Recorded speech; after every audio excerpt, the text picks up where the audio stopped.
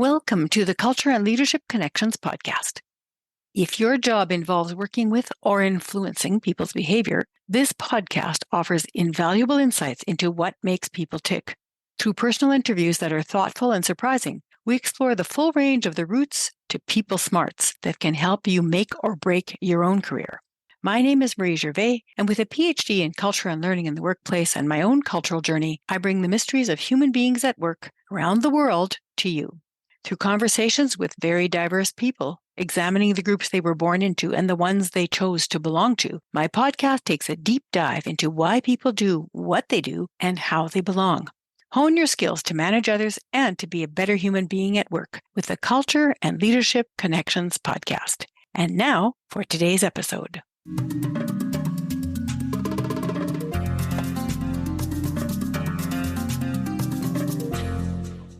Hello, Culture and Leadership Connections podcast listeners. Today, I'm very excited to present to you Gerald Leonard, who is the CEO and founder of the Leonard Productivity Intelligence Institute and the CEO of Turnberry Premiere, which is a strategic project portfolio management and ET governance firm based in Washington, D.C.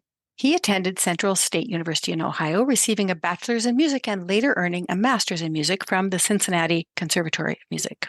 And that's why I was so interested in interviewing Gerald, because he has an interesting trajectory moving from music into IT, and I'm going to be asking him about that later. So during the past 25 plus years, Gerald has worked as an IT project management consultant and has earned multiple degrees and designations as a project manager. And he also has a certification, which I'm going to ask him about, called Conversational Intelligence Coaching, CIQ. And has acquired business intelligence certifications from all over the place. Too many for me to list, but they will all be in the show notes so you can see his many credentials. Welcome, Gerald. Thank you so much. I'm really happy to be here. I'm really happy that you're here too. So tell us, from a personal standpoint, a little bit about who you are. I am the kind of person that loves to learn and grow. And so growing up the youngest of six, I started playing music probably around 8 or 9. Loved always listening to it, but my sister had a guitar and I was really fascinated with that, but it was hers. And I would sneak in and grab it and sit in the closet and play it. One day she found me and she realized she wasn't going to play it, so she let me have it. And that changed my life because the lessons I learned from being a musician as a kid followed me throughout my entire adult life. And I joined a band with some friends, and one of them was an amazing guitar player. And so I knew that wasn't going to be my instrument. So I started playing bass. And that, again, became a major trajectory in my life because when you're playing bass, you're playing the entire song. You have to know all the parts of it. You keep the groove, if you will. You keep the band going. And to get better, I took lessons. But being the youngest and growing up in Central Florida during the 60s, I mowed lawns and I learned to pay for coaching. I learned to pay for mentors. And again, that was a lesson I learned that has followed me throughout my career.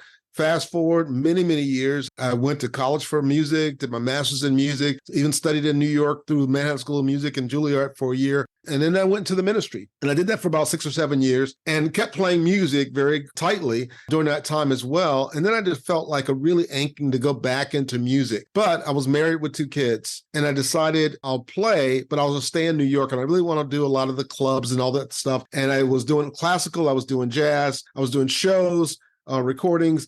And so I decided to get into IT and transition, and I would supplement my income. And I started doing both, being a musician and being a consultant, again, someone who wants to learn and grow.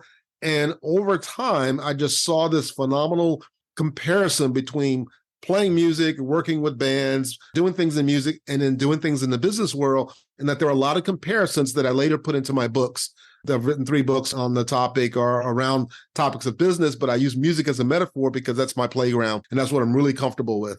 Gerald, this is really exciting. I want to hear a little bit more about you and music. What are some of the lessons that you learned when you said you learned a lot of lessons when you were growing up? So the lessons I learned was, one, you have to really work on yourself. You got to practice. And I decided that, as I learned that lesson in music, and when I changed careers, I realized that if I want to be a good project manager, I have to really study and practice project management. So I listened to all the podcasts, listened to everything I could, and I worked on myself. And that led me to be able to do a lot of things that I wouldn't have been able to do if I hadn't developed those skills.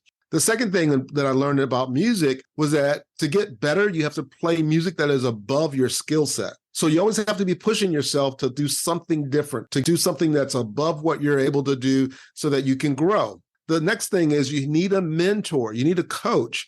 And for me, mentoring and coaching was like being on the HOV lane because, if you're driving by yourself, you're stuck in traffic. But if I have somebody with me and I'm in the HOV lane, I can get there much faster and it takes less work. And it's fun because I have somebody to talk to and somebody who's been there, done that, and can show me the way.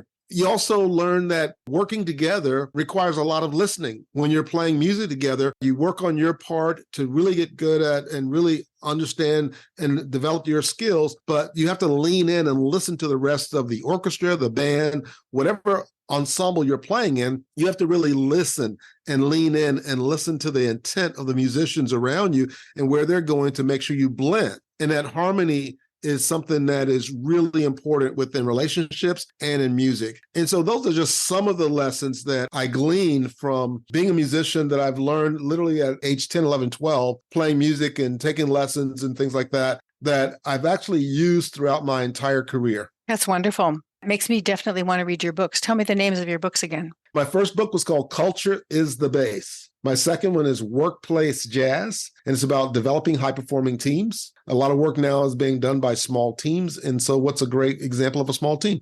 A musical quartet, quintet, trio.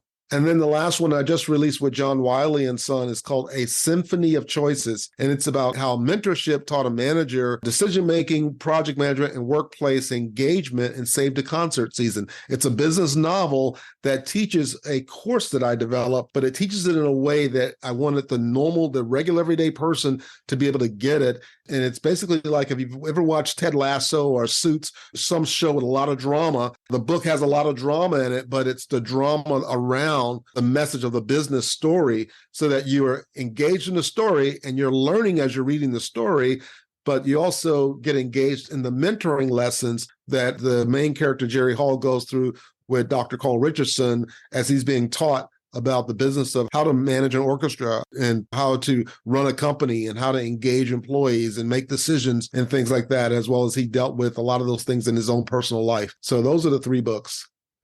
They sound very intriguing. I'm definitely going to have to read them. So let's backtrack a little bit and go to your childhood. Can you think of a couple of incidents that are formative that you remember now from your childhood that you think made you into the person you are today? Being the youngest of 6, my mom was a seamstress. My dad poured concrete. I'm an African-American, and I was born in 62. So, you do the math, and around 68, I was 6 years old. That was when Martin Luther King was assassinated. And so all of the things that were going on in the world, what was interesting, though, was that I was somewhat clueless because where I lived and the way my parents raised us, I was very shielded from a lot of the trauma that was going on and didn't realize that there was so much racial tension happening in America at that time because whether you call it a bubble or my world, my family really guarded what we saw, what we brought in, what we thought. And to me, it was we were well off and doing well, and we all had responsibilities. And if you wanted to do something, you had to work at it, and you had to just pick yourself up and move on. But you also needed to have relationships, and you had community, and you also had to be willing to learn from others who were more experienced than you. So I had a wonderful childhood, with my grandmother and family in the area. And so a lot of what was happening in the world, I was actually shielded from or very clueless about, but I think it was more of my family kind of just providing a shield from what was happening in the world. And it wasn't until later on in life that I realized some of the things that were going on with the nature of the country and the state of race relationships and so on and so forth around that. So do you think that served you to be that shielded as a child? I do, because it gave me a chance to enjoy my childhood. It gave me a chance to grow. And it gave me a chance to understand the beauty of relationships. And then as I began to stretch out and, like I said, get into music and start taking lessons and, having to pay for lessons because mom and dad, they were raising 6 kids. And if you want to do something extra, they're going to make sure you have clothes and food and a home and so on. But if you want to do extra things, you had to go and work hard at it. that really taught me the value of hard work, of money. It taught me the value of learning and growth. And again, being that younger sibling, I was pretty protected by my older siblings. They really were my best buds. And I has a lot of great relationships with friends going to school as well. So I think that really helped me when I got on my own and began to really understand what was going on. I felt like I had a secure footing of who I was as a person. Which is great. But can you think of a specific incident, a time that stands out in your mind? I remember being a part of junior achievement when I was in middle school. And there we were learning about business. And knowing that my dad was self-employed and he was running a construction company that he had, and my mom was a seamstress, I realized you had to be industrious. And it was in that time of being a part of that organization and some of the activities that we did around, learning entrepreneurial concepts and strategies that I was able to go, this is what I want to do in my life. Interesting. That's interesting that you would have had the double influences of the music and then also of the business community at the same time. Mm-hmm. Right. And a church community and family and friends. Right. Which leads me to my next question, which is from the groups you were born into, what would you say influenced you? So you're talking about the church community and about your friends. Can you talk a little bit more about that? Yeah. In my first book, I wrote a section about my dad because he passed away in 2006. And the memories I had of my dad was as a young African-American boy. My dad worked, he was there, he loved his family, and he basically had, let's say, a truck that he used for his construction business. And I would say every morning, Monday through Friday, sometimes on Saturdays, he would prepare his truck. And whether it's, living in Florida, that heat and everything, he'd always have like a big chunk of ice that he'd have a water container where he had a big thing of ice in it. He always ate a hearty breakfast. He wasn't a big man. He was very strong. And that image just melted in my mind what it meant to be a man and what it meant to take care of your family. So that when I had my family, I had opportunities to go on the road and do things in music. And I remembered what my dad did for me, which was to be an example and to be the kind of person that my kids could think back and see someone who got up in the morning, went to work, took care of business, took care of the family, provided for them, engaged with them. And so that radically changed the way I handled things in my marriage and in my life early on with my family. Sad to say that later on in life, my wife, or now at this time ex-wife, things came up, things happened, and we eventually divorced, but my kids were grown. And even though we might have had challenges during the times that they were growing up, I could not see myself leaving them because of what I remember how my dad was. Mm-hmm. So that would be the influence of your dad. Family is always a strong influence, and particularly the example of your parents always factors in. But what about groups that you were born into? Because you were born into Florida, you were born into the United States, you're born into the Black community, you were born into a particular region, into a particular religion. What from those groups has stuck with you? Honestly, I would have to say the same thing. It was that mentality of family, discipline, knowing what is right to do, doing what is right to do. Because when I grew up, the entire community knew you. So if I rode my bike and went from my home to my grandmother's home and did anything wrong, by the time I got back home, my mom and dad knew about it. Yeah. And so it was literally a community of people who really watched out for you. And it was at a time where if you were out, no one was wondering, are you by yourself? Are you with someone? What's going on? Or are people coming after you or things like that? But at the same time, when the street lights came on at night, you were in the yard. You were at home. Right, right. So what about groups you chose to belong to? I mean, I don't know if your wife was the same ethnicity as you or not. Yes, she was. So I grew up Methodist. But then when I got to college, I learned more about non-denominational religion and made a decision to join a group that was more non-denominational and that was more multiracial. And so there were things in there that I had not been exposed to as a kid, but I was always someone who was a deep studier, from reading the Bible to understanding the principles and strategies of the church and what God wanted for my life. I was very much in tune with that. But I was also, because of being in music, even as a kid, when I first found my first bass teacher, it wasn't a Black person, it was a white bass player. And so I got very comfortable learning from people of different races and realizing that we're all put on this earth for a reason and that we can learn from each other.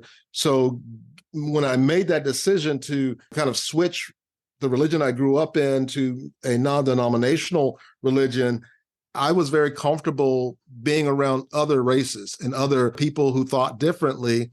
My main concern was just that, are we following the scriptures or not? And that was the most important thing to me. Mm-hmm. So it sounds like you had a solid base and then you just enlarged it as you grew and added on to it and just became a little bit more universal in your approach as you became aware of different aspects of diversity around you, right? Right. And I've always been that way around diversity. Like, one of the things that happened when I was a kid was my mom and dad always exposed us to other places. And so, it wasn't like they had the money to put us all on a plane and fly up to Connecticut. But I remember a couple of times my dad driving, and this dates me way back, the station wagon. I'm just laughing thinking about it. Everybody's piled in and we have food that we've kind of made because there wasn't a lot of fast food places. And we drove up to Atlanta or we drove up to Connecticut. And, you're going through all the different states and you're meeting different people. And so that whole concept of just, even for a week or two, leaving Central Florida and seeing the big city of Atlanta, going through New York City, going through DC, traveling and seeing people, that opened my eyes, which made me feel like when I grow up, I don't want to live here in Lakeland. I want to go see the rest of the world. I want to go travel. And can't say I've seen every continent, but I have had a chance to travel quite a bit and go to other countries, to the Philippines, to the UK, to Africa, to the Caribbean quite a bit, to other countries where there's other cultures. Because to me, once you experience another culture, it expands your horizon, it expands your neurology. You can't step back into the same set of shoes or same mindset once you've been introduced to new cultures and how other people are doing things. And it made me very curious. I've always been very curious about whether it's something I'm studying or about people. Once you've broadened your horizon, going back isn't really possible. It's like putting on shoes that are 3 sizes too small. You just don't fit there anymore. Exactly. Although you can still have meaningful conversations with people. Oh, yeah. But still relate to where you came from, but you also are now able to understand the larger community of our societies from people from all different walks of life. And it makes you curious and wanting to know, why is this culture like this? Or, where did that come from?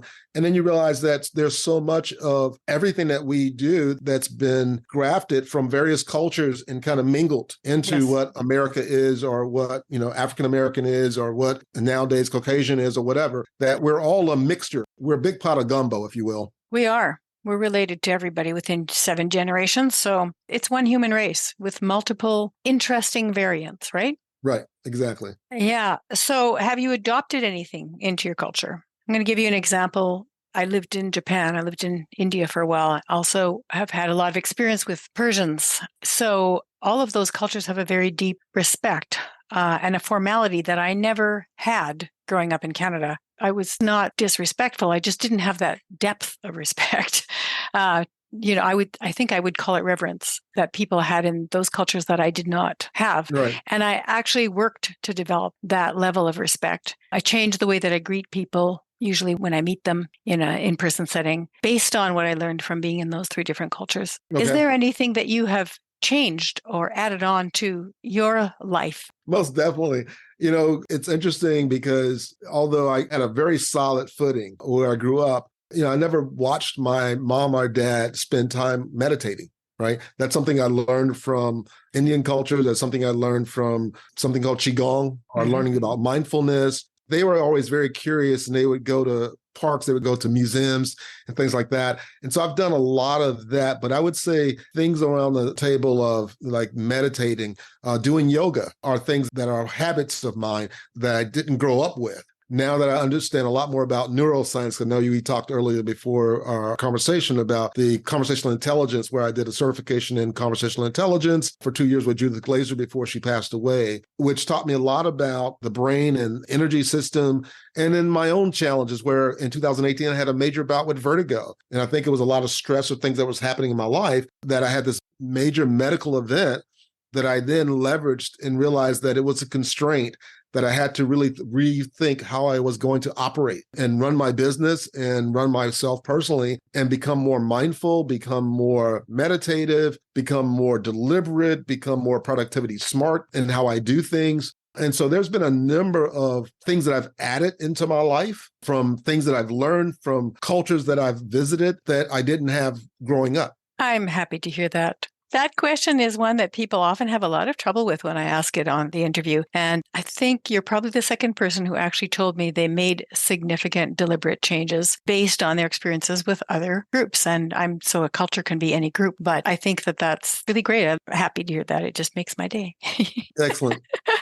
Because I think we need to learn from each other, right? We're pretty good at standing next to each other, but we're not really learning from each other. So exactly. And when we learn from each other, again, you're literally expanding your neurology, you're expanding your brain chemistry changes. Flooding your brain with new neural pathways. Exactly. Yeah. And the more you grow and the more you learn, I look at it from a standpoint of the more I learn and more I grow is the more I realize I don't know and how much more there is still to learn and develop. And so 60 years old, and I still have 5 or 6 coaches in my life. I still have programs that I take. I still have books that I read on a regular basis because I'm curious about life.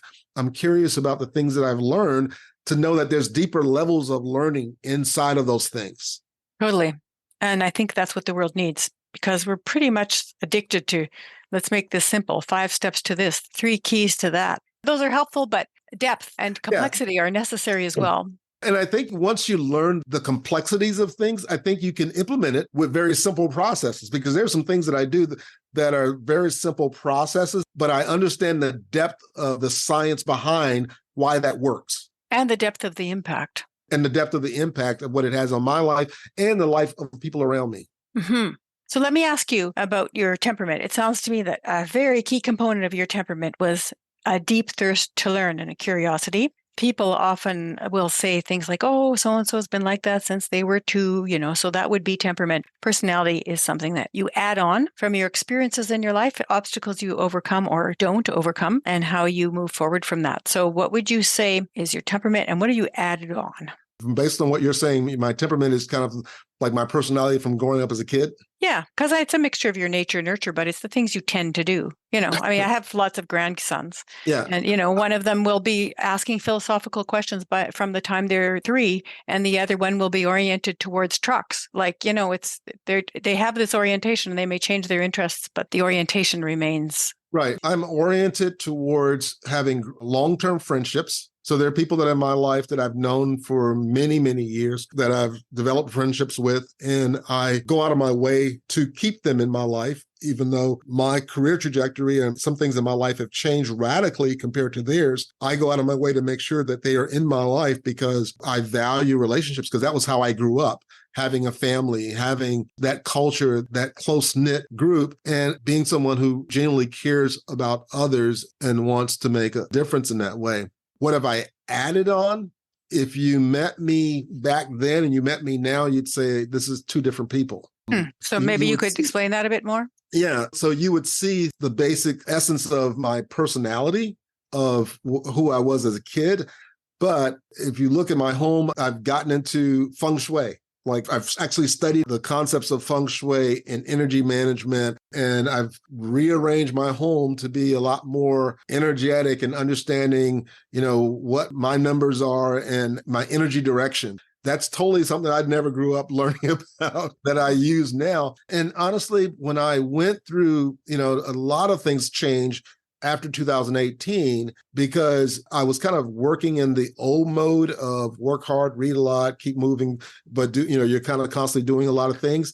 And when the vertigo happened, it wasn't like vertigo where the room spins and the doctors kind of tweak your neck and the fluid in your ear gets leveled again and it goes away. This was the inner ear, basically the brain. I lost 86% capability in my right inner ear. Literally, the doctor was like, okay, when we test you, you may not hear out of your right ear anymore. You may have lost that.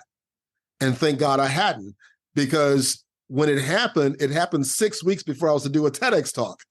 And as I'm laying in bed with this, feeling like I had a concussion, I'm laying there thinking about all the books I read on neuroscience and this talk, and I decided to set a goal that I'm going to deliver that talk.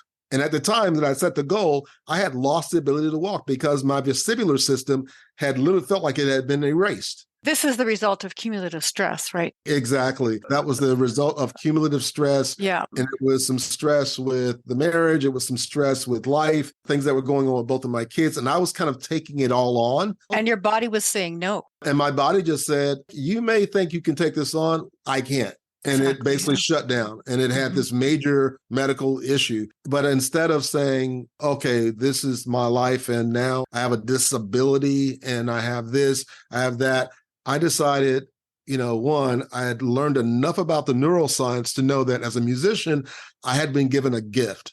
And it was the gift of playing music, because when you play music, it activates the brain in such a way that if there's damage, the brain will begin to rewire itself. So did you start playing? So as soon as I could sit up and make it to my office where my basses were, I started playing every day. The music therapy. Weeks, exactly. And I had taught music therapy to kids when I was in New York while I was studying at Juilliard and just some other things. One of my part-time jobs was doing some music therapy with kids who had learning disabilities. So I understood the power of music from that standpoint. And I'd already done my reading and research on it. And so within 3 weeks of not being able to walk and having a walker, I walked into my doctor's office unassisted, very gated, very deliberate, but unassisted. And he looked at me because I could tell you've been really impacted, but what have you been doing? I said, well, I'm preparing for my TEDx talk. I've been playing my bass. I've been re-rehearsing my speech. And he goes, oh, you've already started your therapy. Right. Well, 3 weeks after that, I walked on stage in Delaware and delivered my TEDx talk. And it's on my websites. Or you can look on the TED platform, look up my name and look for Practices Performance, or just look up my Gerald J. Leonard TEDx and you'll find it. And from that point, I knew that I had a constraint. I didn't call it a disability, because to me, what I've understood and my learning is that words shape our world.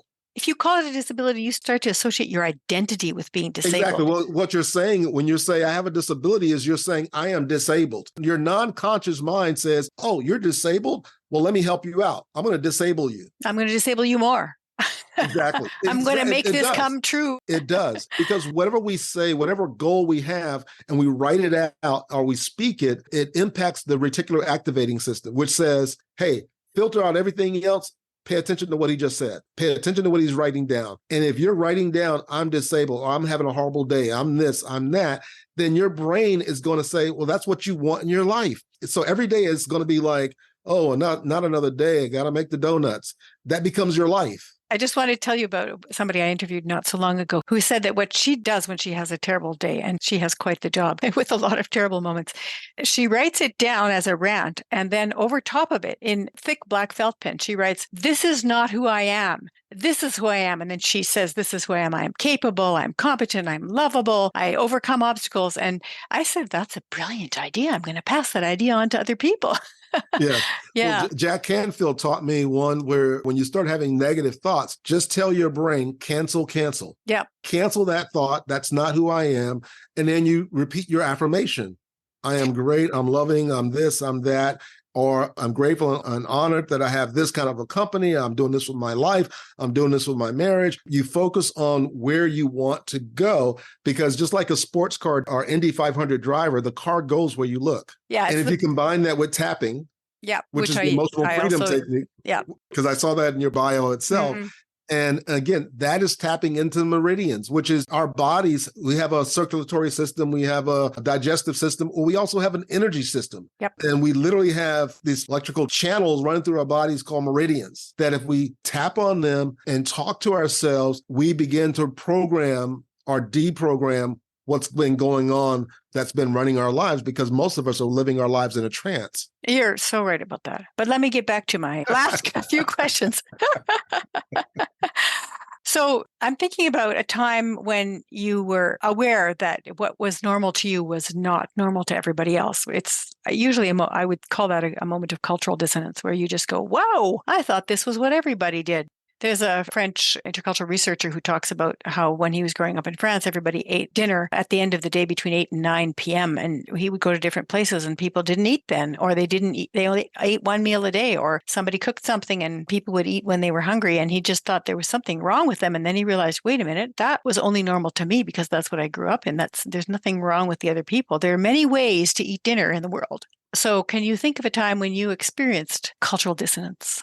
Well, I know at one point where I worked at a major law firm and they did things radically different than I did. And I actually had to adapt my personality to work in that environment because it was an Ivy League environment and it was at a different level. And I realized the intensity in which they pursued life and studied and so on. And I had to up my game to be a part of that. So it wasn't something that I recognized and said, oh, well, that's them and this is me. This is just how I do things. That's what they do. It was something that I had to look at and go, okay, if I want to play in this arena and I want to work in this environment, I need to become a lot more intense or a lot more thoughtful or a lot more purposeful or a lot more directive in how I'm doing what I'm doing. But then I also realized that, and I think this is why things have happened for me business-wise and career-wise, is that the only way I could say it is I was very deliberate. I was very deliberate. And it's kind of like when you win the Super Bowl and everybody goes home and celebrates, but then you got the one guy who goes back out and starts practicing again. Mm-hmm. That would be me. So it's like, oh, this was great. We won the Super Bowl. Let's go out and party for a week or two or the whole summer. And, Jerry Rice would go back and go, no, I need to go back and start working out again. I've already started preparing for next year. That was always kind of my mentality in life and that's why, you kind of read my bio and it's like, okay, how many classes did you take and how many certifications do you have? Because I would finish one and I would go, okay, great. That's awesome. Love that. And people would be, other people would like, oh, I got to go out to dinner and celebrate and take some time off. I would go, okay, what's next? That's the positive side of developing understanding and excellence. And the negative side, of course, is that you can drive yourself into a hole, which you experienced. And then you have to reassess things and go, where's the tightrope of balance in my life and how do I negotiate that? Exactly. And that's why, based on that whole experience of the vertigo and everything else, it led me on a mission to really teach people about being productivity smart. And you don't have to burn the candle at both ends. You can have mentors and coaches that put you in the HOV lane of life in your career. You can have times of meditation. You can do things in small spurts and make massive progress in your life. And it doesn't have to be something where you have a career that you're excelling in, but then you get to the top of the mountain and go, I hate what I just did. Yeah. Or that you're all alone because you have no relationships. Exactly. Mm-hmm. And most people who are in this role, they find themselves being very much by themselves because it is a lonely place because not everybody's going to do what you're doing to get to where you're going. Mm-hmm. And so you have to purposefully surround yourself with others who are somewhat like you, whether it's your coaches or mentors. And also, you have to also keep a part of yourself at the level you were when you were a kid with your family so that you can maintain those family relationships, because otherwise it becomes, oh, well, he's changed or they're different now. They don't want to hang out. No, I'm just doing this, but I'm still the same person. Yeah. I'm still connected. We're still siblings. We're still, love each other and so on. So it is a tightrope and you can go off on one tangent or another, but you have to constantly step back and go, what's most important? And so not only do I have career goals, I have relational goals. I have, benevolent goals. I have, how is my life going to make a difference goal? And I review all of those goals. So it's not just about how much money is in the bank or how many accolades you receive, but it doesn't mean anything if you have all of that, but the relationships have fallen apart, or this isn't where it needs to be, or you're estranged to your family, because then it's like you're lopsided. It's like a flat tire. Yeah. I'm just listening to a bunch of books on the different types of fasting in your life. And the part that I listened to this morning is about how the oxytocin is the most important hormone in the body. And that comes from relationships, especially in women. There's a whole hierarchy of other hormones that production stops if you don't have oxytocin. And so the oxytocin comes from you're hugging somebody, having a friendly chat with someone, having a meaningful conversation. All of those groups of relationships that you mentioned just now are all oxytocin producers, and they're keeping your body healthy, because then all the rest of your hormone production and chemical productions in your body all start to kick in because of oxytocin. I never knew how important oxytocin was. So that was really interesting for me. But what you just described is a nice oxytocin cocktail for your life to keep you balanced and healthy. Exactly. So we're almost at the end of the interview, and I'm just wondering what brings out the best in you. If you're working with other people, what can they do, or what kind of environment would be great to bring out the best in you, Gerald Leonard? I think what brings out the best in me in relationships or in work is one where I see that what I'm doing is making a difference. And not so much as making a difference that, okay, we got my money coming to the bottom line, but I get off a call with someone and they go, wow, that really helped me. Yeah. Because then I walk away from that conversation jazzed and full of energy. And I feel like, okay, I'm ready to wake up and do this again, because it means a lot to me to make a difference in people's lives. It's not just about, do I teach them a couple of things? Because at the end of the day, if I go into a company and I make a difference in that company, ultimately, I've made a difference in those individuals' lives, and the company's running smoother. They have processes, things are systemized. It means that they can spend time with their family. It means that they don't have to work weekends because the systems are managing themselves, or they're automated, or they're working smarter. To me, it's about the impact of making a difference in other people's lives more than just creating stuff or creating these business processes or putting more money in the bank. It's about, at the end of the day, are people's lives better off because they've spent time with me? That's great. I love the way you explain that. So here's your soapbox moment. What would you like to promote? Obviously, my books, because a lot of what I just talked about are all in my books. I don't hold back. I mean, I literally write my books in a way that if you read the book, I try to make it really accessible. But then I also want to give people what they need, that if they can read it and go, I can do this, that it can actually make a big difference in their lives. And then I have a website called Productivity Intelligence Institute, where I write a lot of articles. I have a podcast and, some freebies there on the podcast page, where it's all about the things I just talked about. These techniques, whether it's the Pomodoro technique of how to get things done, but do them in intervals, how to meditate, how to use things like photo reading so you can get through a book in an hour instead of 10 hours and really walk away with what you needed from that book.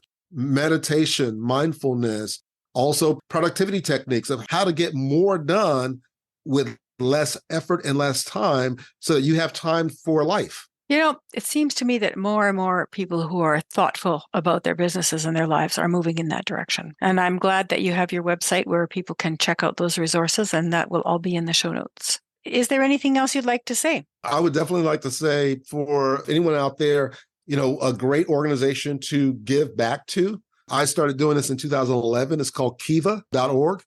And it's a way of giving to third world entrepreneurs.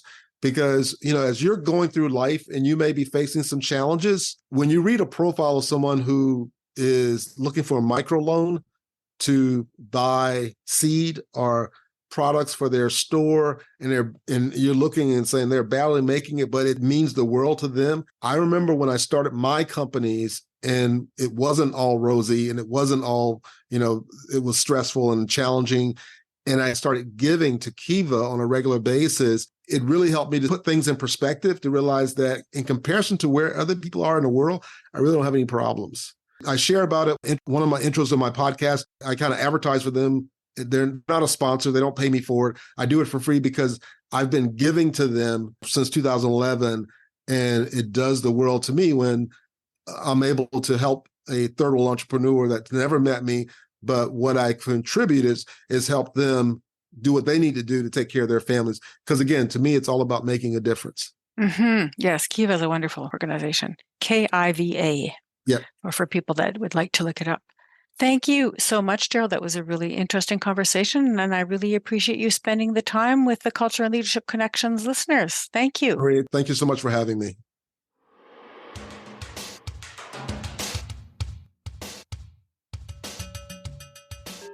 As the sixth child of a working-class African-American family growing up in the civil rights movement, Gerald J. Leonard was surprisingly shielded from issues of race relations. Yet he considered this shielding, along with the strong example of his loving father, gifts that allowed him to enjoy his childhood and develop his musical talents. Gerald went from a performing musician to a master's in music, which for most people would be accomplishment enough. However, when he started to apply music to the realm of project management, Gerald really found his groove. His books, Culture is the Base and Workplace Jazz, show how musical principles apply to business management. His most recent publication, A Symphony of Choices, demonstrates in a novel format the actual business of managing a symphony. Through his consulting company, Gerald Leonard now helps companies manage the symphonies of their work processes so that workers can spend less time being frustrated with work problems and more time enjoying their families and lives. I really enjoyed Gerald's stories about his life and his ingenious use of lessons learned in music to other industries. If this episode struck a chord with you, please share it with a friend. Quick, now that you're thinking about it, and let them know that you can spread the joy through the Culture and Leadership Connections podcast. Thank you for listening, and may Culture and Leadership Connections continue to inspire and guide your day. Newsflash. Listeners can now interact with Culture and Leadership Connections podcast by leaving a voice or text message on Fan List. It is a fun and quick way to let me know what you liked, ask a question, or leave a suggestion. I will feature some of the voice messages on upcoming episodes. You might be surprised to hear your own voice, but only if you leave a message, of course. So to leave your personal message or your question, go to shiftworkplace.com/podcast and click on the Fan List link to leave it. I can hardly wait to hear what you have to say.